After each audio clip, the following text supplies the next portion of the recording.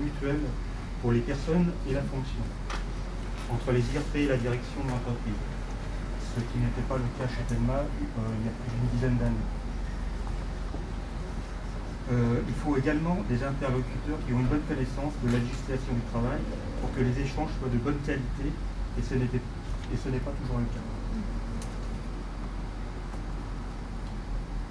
J'ai pris comme exemple, dans le passé on avait une fonction DRH qui a été remplacée par une fonction DAF, et concilier les finances avec l'humain, nous avons trouvé qu'il y avait eu une dégradation. Et enfin, la confiance est importante. Lorsque l'on fait partie d'un groupe, nous sommes conscients que la direction peut être amenée à prendre d'importantes décisions, d'où la vigilance des IRP.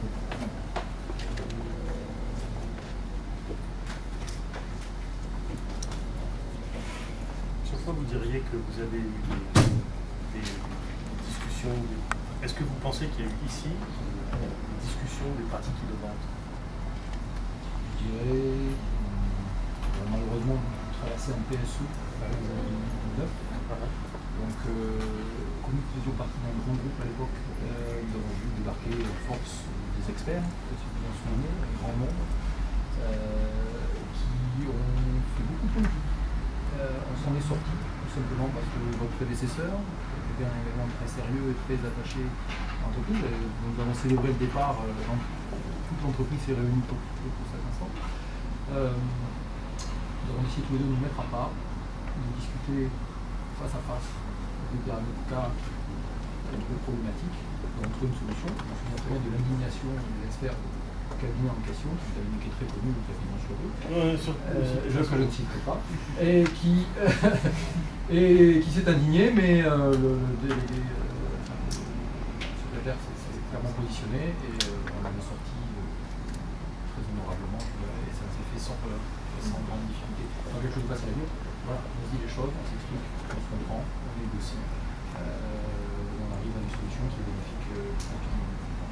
C'est vraiment la clé dans le dialogue, vous avez très justement dit, ce soit le respect mutuel, et puis le respect des règles. On se dit les choses, on les entend, on essaie de faire au mieux.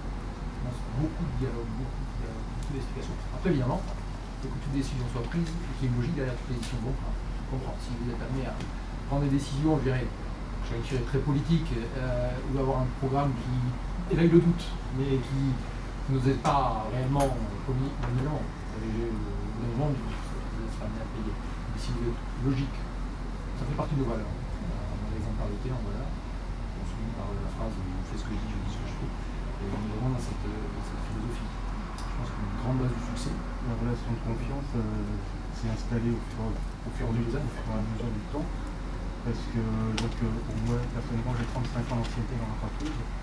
Donc, voilà. Et donc, monsieur Desanté, qui a plus d'une dizaine d'années maintenant, peut-être dans l'entreprise. 2005, juin 2005. Ça va faire 11 ans. Et donc, c'est un directeur général. relation de confiance. Ça 7 ans. Ils sont pas jeunes.